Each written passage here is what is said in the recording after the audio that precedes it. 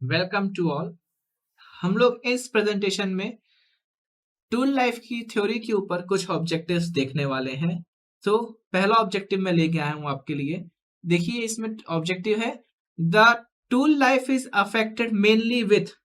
चार ऑप्शन है अपने पास। पहला फीड, दूसरा डेप्थ ऑफ कट, तीसरा कूलेंट, चौथा कटिंग स्पीड। टूल लाइफ तो इन चारों से अफेक्ट होती है, लेकिन उसने कोई पूछा है क्वेश्चन में चारों को तो अपन लोग सेलेक्ट नहीं कर सकते। ऑब्जेक्टिव एक ही आंसर सही होगा, चारों से अफेक्ट होती है, लेकिन सही तो आंसर एक ही। उसने पूछा क्या है, मेनली किससे होती है। तो हमने ये पिछले वीडियो में कई बार बोला कि सबसे ज्यादा इम्पैक्ट जो रहता है मेनली किसका रहता है, कटिंग स्पीड का। So option D is correct option for this objective question.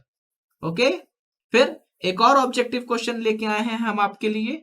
इसमें देखिए कंसीडर द फॉलोइंग एलिमेंट्स। उन्होंने क्या है, चार एलिमेंट्स दिए हैं अपने। पहला क्या, नोज रेडियस। दूसरा एलिमेंट क्या दिया है, कटिंग स्पीड।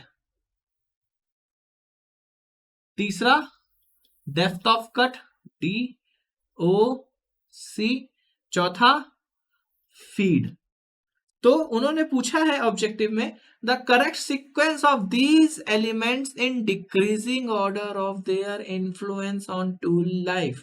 मतलब इसका सीक्वेंस बताना है डिक्रीजिंग ऑर्डर में, जैसे जिससे जिसका इन्फ्लुएंस होगा टूल लाइफ में। मतलब सबसे ज्यादा इंपैक्ट जिसका होगा टूल लाइफ में वो पहले, फिर उसके कम जो होगा उसके बाद, फिर उससे कम जो होगा उसके बाद, फिर लास्ट में सबसे कम वाला पैरामीटर रखना है जिसका सबसे कम इंपैक्ट होगा टूल लाइफ में। तो हमने पिछले प्रेजेंटेशन में ही आपको बोला सबसे ज्यादा इंपैक्ट किसका होता है, कटिंग स्पीड का। फिर उसके बाद इंपैक्ट किसका होता है, फीड का। फिर उसके बाद इंपैक्ट किसका होता है, डेप्थ ऑफ कट का। किसका इंपैक्ट होता है, डेप्थ ऑफ कट का। तो इसमें सबसे ज्यादा इंपैक्ट किसका, ऑप्शन 2 का।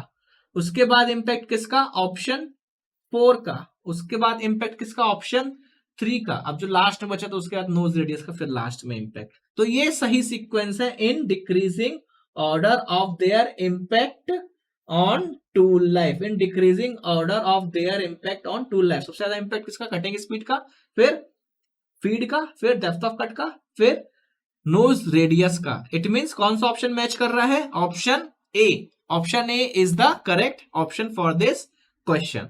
सो इस तरीके से आप और ऑब्जेक्टिव्स प्रैक्टिस करिए और अपने नॉलेज को और एनहेंस करिए। Thanks for paying your attention.